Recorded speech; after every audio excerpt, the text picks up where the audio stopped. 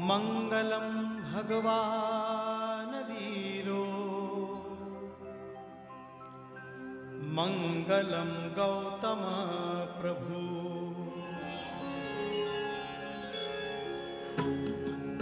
ॐ नमो अरिहन्ताणं नमो सिद्धाणं नमो आयर्याणं नमो वचायाणं नमो लोये सवसाहूणम्। जय जिनेन्द्र। मंगलम में आपका फिर स्वागत है। आज हम सुनेंगे स्वामी श्रुतप्रज्ञा जी से जैन धर्म में भगवान की अवधारणा क्या है, हम भगवान किसे कहते हैं। उसके बाद हम सुनेंगे एक मधुर भक्ति संगीत प्रसिद्ध पार्श्व गायक मनोहर उदास जी की आवाज़ में। उसके बाद हम मिलेंगे हमारी युवा पीढ़ी से जो हमें बताना चाहती है कि किस तरह वह इंडिया से जुड़े रहना चाहती है, अपने संस्कारों के साथ और अपने कल्चर के साथ। आशा रखते हैं आप इसका आनंद उठाएंगे। धन्यवाद। मङ्गलाणं च सौवेसिं पठमं हवै मङ्गलम्। मङ्गलं भगवान् वीरो मङ्गलं गौतम प्रभु मङ्गलं स्थूलिभद्राद्या जैनधर्मोऽस्तु मङ्गलम् जैनधर्मोऽस्तु मङ्गलम्। सदगुरु के चरणों में वंदना। जिज्ञासु बंधुओं बहनों, आज जैन दर्शन व्याख्यानमाला के दूसरे दिन हम बात करेंगे जैन दर्शन में भगवान की अवधारणा। इस दुनिया में दो प्रकार की विचारधारा प्रचलित है, आस्तिक और नास्तिक। और ये दो विचारधारा सदियों से, सृष्टि के प्रारंभ काल से, आदिकाल से चली आई है। पूरे के पूरे दर्शन क्षेत्र को, पूरे के पूरे धर्म के क्षेत्र को, पूरे के पूरे अध्यात्म के क्षेत्र को दो भागों में बांट दिया गया, दो विचारधारा में बांट दिया गया, आस्तिक और नास्तिक। और सामान्य रूप से आस्तिक शब्द को बहुत गरिमा दी गई, बहुत श्रेष्ठ माना गया, बहुत सम्मान की दृष्टि से देखा गया। और नास्तिक शब्द को बहुत हेय माना गया, बहुत हल्का माना गया, बहुत उसकी उपेक्षा की दृष्टि उसके प्रति विकसित हुई। सवाल ये खड़ा होता है कि आस्तिक और नास्तिक ये दो कॉन्सेप्ट है क्या। सामान्य फिलोसॉफी ये मानती है कि जो आत्मा को माने, जो कर्मों को माने, जो पुनर्जन्म को माने, वो आस्तिक। जो आत्मा को न माने, जो पुनर्जन्म को न माने, जो कर्मों को न माने, वो नास्तिक। वेदांत दर्शन के अनुसार, वैदिक विचारधारा के अनुसार आस्तिक और नास्तिक को एक अलग ढंग से देखा गया। वहां माना गया कि जो वेदों को माने वो आस्तिक, वेद विचार को माने वो आस्तिक, जो वेद विचार को न माने वो नास्तिक। और इसीलिए शायद कुछ दर्शन जैन को, बौद्ध दर्शन को नास्तिक दर्शन घोषित करते हैं कि जैन दर्शन नास्तिक है, बौद्ध दर्शन नास्तिक है। तो रियलिटी क्या है उसको हम समझने की कोशिश करें। मूलतः जैन दर्शन अनेकांत को मानता है। जैन दर्शन का हमने पिछले प्रवचन में थोड़ा सा विचार रखा कि अनेकांत किसी एक पक्ष को स्वीकार नहीं करता। तो अनेकांत के आधार पर अगर हम आस्तिक और नास्तिक की मीमांसा करें तो जैन दर्शन आस्तिक भी है, नास्तिक भी है। और मूलतः अगर चेतना के स्वरूप से देखा जाए तो इस दुनिया में कोई नास्तिक है नहीं। जिसके भीतर आत्मा धड़कती है, जिसके भीतर चेतना स्पंदित होती है, तो कभी नास्तिक नहीं हो सकता है। एक बार किसी पत्नी ने अपने पति को लेकर किसी संत के पास गए और कहा कि ये मेरे हस्बैंड नास्तिक है, आप इसे जरा कुछ समझाइए। तो मैंने हस्बैंड को सहज भाव से पूछा कि तुम नास्तिक कैसे बने? तो उसने कहा जैसे भगवान की मर्जी। अब जो भगवान को आगे रखता है, जो भगवान को ज्यादा महत्व देता है, वो नास्तिक कैसे होगा? नास्तिक कैसे बने? तो कि भगवान की मर्जी। अब भगवान को तो पहले ही मानता है, वो नास्तिक हुआ कैसे? तो नास्तिक स्वरूप से कोई हो नहीं सकता। वो हम विचारधारा में, सिद्धांत में, मान्यता में, विश्वास में बोले, वो बात अलग है। तो जैन दर्शन आस्तिक भी है, नास्तिक भी है। कैसे? 3 बिंदु समझ ले इस स्वरूप में कि जैन धर्म भगवान को सृष्टि का कर्ता नहीं मानता। इस रूप में वैदिक लोग कहते हैं कि जैन दर्शन नास्तिक है, क्योंकि भगवान सृष्टि का कर्ता नहीं है, सृष्टि भगवान ने नहीं बनाई है। जैन दर्शन कहता है सृष्टि का कर्ता भगवान नहीं है। भगवान के बजाय सृष्टि का एक स्वतः नियम है। भगवान सिर्फ सृष्टि का ज्ञाता है, दृष्टा है, कर्ता और भोक्ता नहीं है। कुछ दूसरी फिलोसॉफी का भगवान सृष्टि का कर्ता है, सृष्टि का भोक्ता है। जैन दर्शन का भगवान सृष्टि का कर्ता नहीं है, सृष्टि का भोक्ता नहीं है, सिर्फ ज्ञाता और दृष्टा है। जैन दर्शन का ईश्वर सांसारिक प्रवृत्तियों में इन्वॉल्वमेंट नहीं रखता। तो पहला बिंदु, जैन धर्म का भगवान, जैन धर्म भगवान को मानता है, बिल्कुल मानता है। वहां ईश्वर के लिए, भगवान के लिए जैन शास्त्र का शब्द है सिद्ध। सिद्ध तो सिद्ध के रूप में वो भगवान को परिभाषित करता है। तो जैन दर्शन का भगवान सृष्टि का कर्ता नहीं, ज्ञाता और दृष्टा। पहली बात, जैन धर्म में भगवान सर्वव्यापी नहीं है। जैन दर्शन का भगवान सर्वव्यापी नहीं है। जैन दर्शन का भगवान संपूर्ण कर्म मुक्त होने के बाद सिद्ध शिला में विराजमान एक अवस्था है। तो भगवान सब जगह नहीं है। भगवान अपने समस्त कर्मों से मुक्त होने के बाद सिद्ध शिला में विराजित एक अस्तित्व का नाम है। तीसरी बात, जैन दर्शन के अनुसार भगवान एक नहीं है। तो क्या है? जैन दर्शन के अनुसार भगवान अनंत है। प्रत्येक जीव भगवान को अपने गर्भ में धारण किए हुए है। प्रत्येक जीव के अंदर सिद्ध होने का स्वरूप छिपा हुआ है। श्रीमद् राजचंद्र जी ने लिखा, सर्व जीव छे सिद्ध सम, यानी कि सभी जीव सिद्ध के समान है।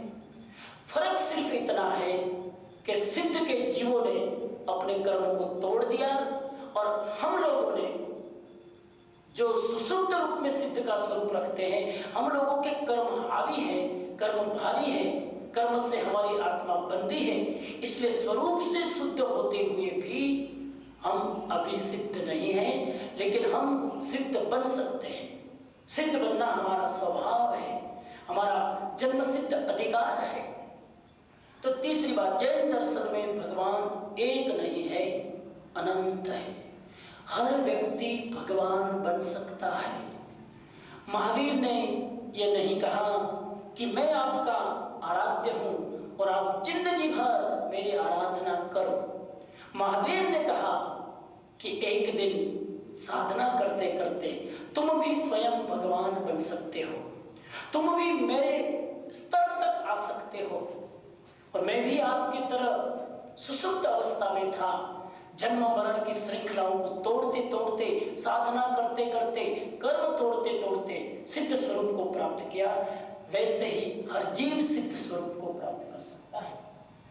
तो तीसरी बात, जैन दर्शन में भगवान एक नहीं है, अनंत है। चिंटी भी भगवान बन सकती है, चूहा भी भगवान बन सकता है, बस शर्त है कर्म को तोड़े तो, साधना करे तो, लेकिन वो हमारा स्वभाव है।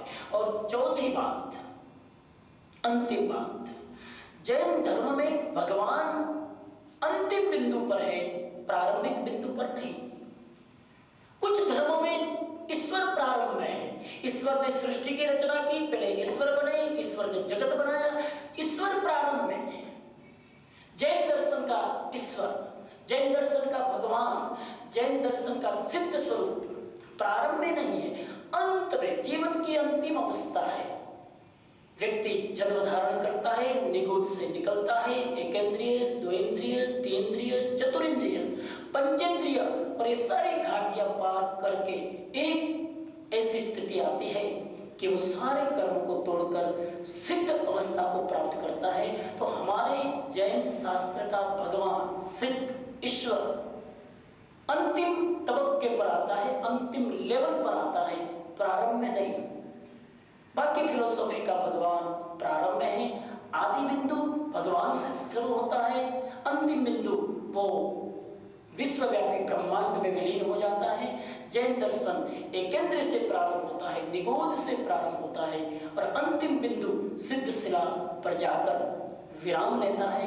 तो मुझे लगता है कि ये थोड़ी बहुत गहन चर्चा है, थोड़ी सूक्ष्म चर्चा है, लेकिन फाउंडेशन है जैन धर्म का, मूल आधारशिला है, मूल विचारधारा है। जब तक इन मूल कॉन्सेप्ट को न समझे तब तक जैन सिद्धांत को, जैन दर्शन को समझना थोड़ा कठिन पड़ता है। इससे प्रारंभ में जो मूलभूत दार्शनिक धार्मिक विचारधाराओं में जो भेद है उसे समझ लेना चाहिए। और इसीलिए हमने ये विषय रखा, जैन दर्शन में भगवान, भगवान की अवधारणा क्या है, जैन दर्शन का भगवान और अन्य दर्शनों के भगवान के स्वरूप में उनकी विचारधारा में क्या फर्क है।